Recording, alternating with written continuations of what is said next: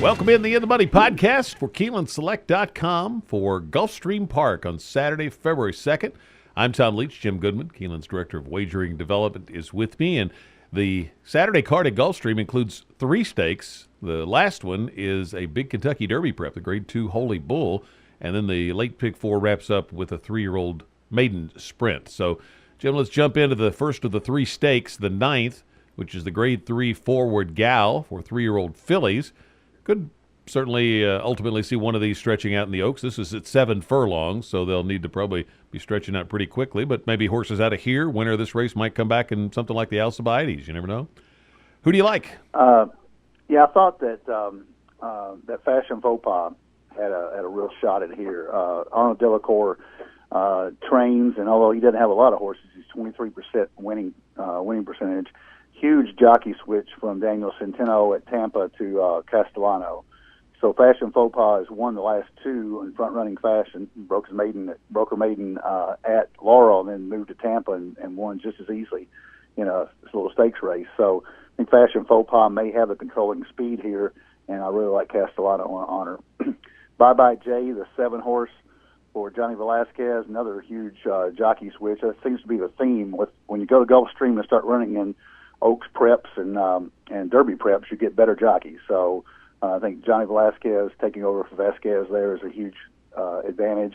Horse had an 83 buyer last out at 6 furlongs and stretching out to 7 furlongs should not be a problem for her. I think Feedback, the 4-horse for Chad Brown, as we talked off the air, you leave out Chad Brown at your own peril. But this horse hasn't raced, since August 12th at Saratoga. That day she was very impressive. But she's had some issues, obviously, since then. Might need one coming back, but you don't leave her out.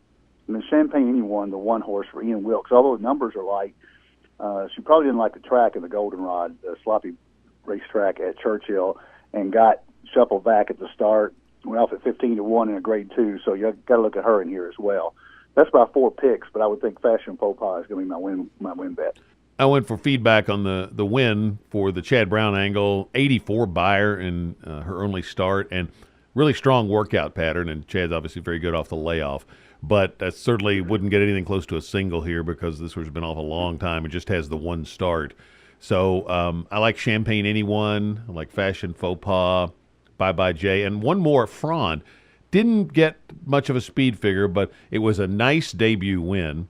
And that was at Tampa, and so it's a little bit of an odd track. So I think for Ben Colebrook, this horse could produce a much improved number this time, and one that could be in contention.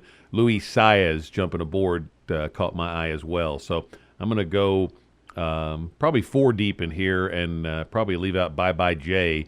But it's I think a tough spot to narrow down too much. The 10th race is for the 3-year-old boys going 7 furlongs, this Grade 3 Swale Stakes. High Crime was really impressive last time, but going from 6 to 7 and from maiden to first level allowance, I'm going to try to beat High Crime with Call Paul. A little more of experience for this one. Irad Ortiz on the mount, which is strong angle, as is Jason Service, who's winning at over 40% clip at Gulfstream. And this horse has won at 7 furlongs already. So Call Paul, the 5-horse, and then High Crime is the other one I like a lot. I thought Zenden and Country Singer, they've run against each other. Either one of them certainly could be considered. If you want to really swing for a price, Topper T went into Belmont's barn, ran in the Breeders' Cup race and the Kentucky Jockey Club. Ran poorly in both, but Mott has been hot at this meet, and he's had a lot of time to work with this one, so I think that one could be a little dangerous. But I'm going to pick Call Paul for the win in the Swale. How about you? I like Call Paul. I like High Crime, but I like Country Singer a little bit better. I would consider a single here with Country Singer if he wasn't hung out in the 11 hole. So I'm going to use some other horses in the pick 4, but the jock switch once again from Zayas to Jose Ortiz. Had an easy win in the prep race, but there was only 6 horses in there. But I love that buyer progression from 67 to 70 to 84, and I think this will move up as possible from 70 to 84. If you look at High Crime, had a huge buyer jump off that Turfway Park debut all the way up to a 90. So I think there's a chance that he might bounce a little bit. Call Paul is my other choice in here to get top 3. You can't go against Jason Service. Was also third in the Grade 1 Champagne last year, and so that tells you something about his quality. Came back in the Parks race at 7 furlongs, perfect prep for this, and then has had a couple months off since then. So, like Call Paul, like Zenden, you can't say anything about somebody who's won 2 in a row. And then Seismic Jolt for Tyler Gaffleon. That 86 buyer caught my eye last time out. Once again, a progression from 73 to 86. And has won the last 2 by 5 and 3.5. So I think he's got a shot at the price. So I'm going to go a little bit deeper here, but Country Singer is my pick, the 11 horse. Yeah, I thought that one was dangerous as well. Let's go to the 11th race. That's the Grade 2 Holy Bull. This is the 3-year-olds going 2 turns at 1 mile and a 16th. Maximus Mischief's a horse that's generated a lot of buzz off his 2-year-old campaign. Are you going to try to beat him in here? I'm going to try to single him in here. I looked at the horse at the races that he ran, the Remsen especially. Although the Remsen hadn't come up that tough, the other horses have not come back and run that well. A couple that have come out of that race. But we talk about buyer progression. We talk about jockey change. Frankie Pennington rode this horse the first 2 at Parks, and then shipped up to Aqueduct, the 1 in the Remsen, and they changed to Jose Ortiz for this one. So that's a move up for Maximus Mischief. Robert Reed, again, is not a big trainer, but he's winning at a 19% clip for 2018 and 19. And the buyers have been great on this. And I love the fact that he went 5.5 furlongs, 7 furlongs, and then 1 mile and an 8 in the Remsen, and he drops back to 1 mile and 16th here. So he's certainly going to be fit. He didn't mind the distance. He's never been behind after the first call. I think he dictates the pace here, and I think he wins. The other horses that I thought that if they take a step forward could contend are Mios, the 6 horse for James Jerkins, won the Mucho Macho Man at Gulfstream last time out, stretched out to 1 mile, and will like the 1 mile and 16th, I believe. And Federal Case, the 2 for Todd Pletcher and Castellano. Only has raced twice, but has won both times. And it was a nice little prep race on 23rd of December at Gulfstream. So I'm going to single Maximus Mischief, and I'm going to play Mios and Federal Case below him in the trifecta.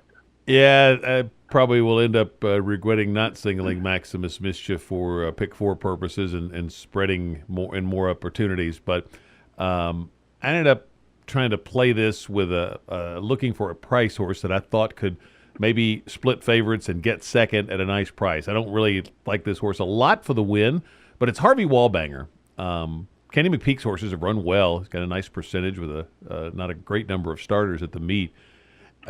Strong works for this. Had a bullet back on January 17th, 47-3. And that's not typical for Kenny. And this horse has 3 two-turn races under his belt. Caught some good fields at Keeneland and Churchill. So I thought if this horse improves, as Kenny's horses are apt to do, that he could hit the board at a nice price with all of the focus on probably Maximus Mischief and Milos, and then Federal Case to a little lesser extent. So I'm going to, in the race, play Harvey Wallbanger in exacta as an exacta key with those other more highly regarded types. And but I'm going to leave him out for purposes of the pick 4. So I'm going to play the ones you like on my pick 4 ticket, and then but within the race, I'm going to try to include Harvey Wallbanger. And if your budget permits it, you could go ahead and include him in the race as well of the pick 4. 12th race is a maiden race, 3-year-olds going 6 furlongs. I thought this was. Have a strong opinion. There's a Pletcher horse with Saez, the 7 Soldado. There's a Chad Brown down on the inside, Honest Mischief.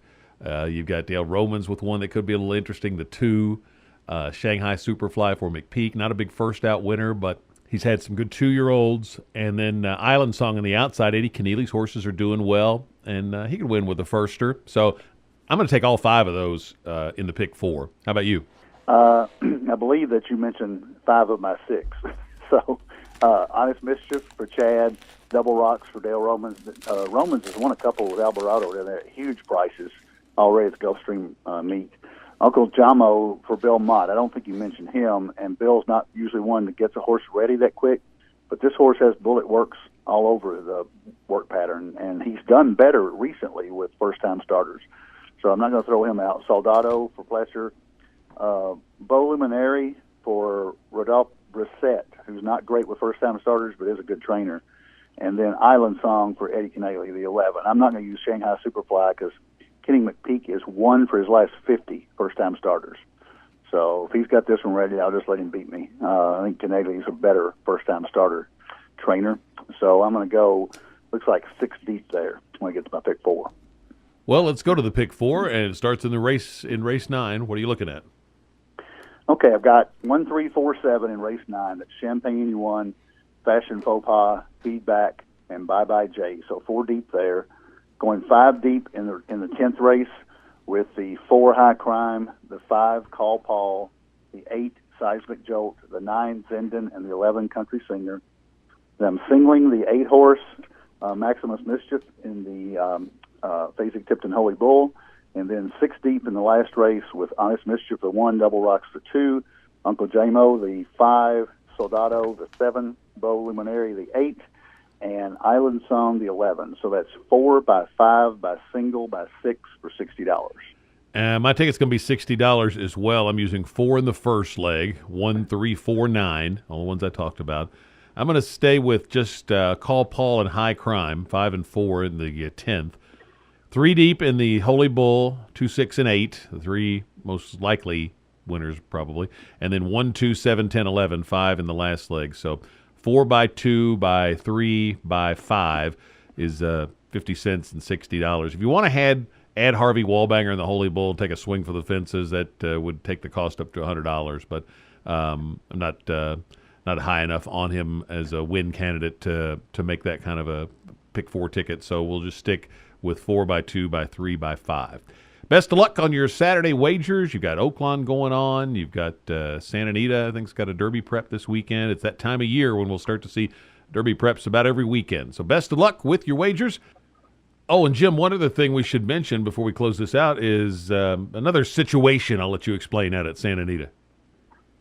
Yeah, Santa Anita has a jackpot pick 6, and they've decided to mandatory pay it out on Saturday. So even if there are multiple winners, it gets paid out. There's over $1 million in the carryover, so if there's $1 million plus, they would probably get $4 or $5 million more into the pot on Saturday. So you're looking at a $5 or $6 million pool to shoot at Santa Anita.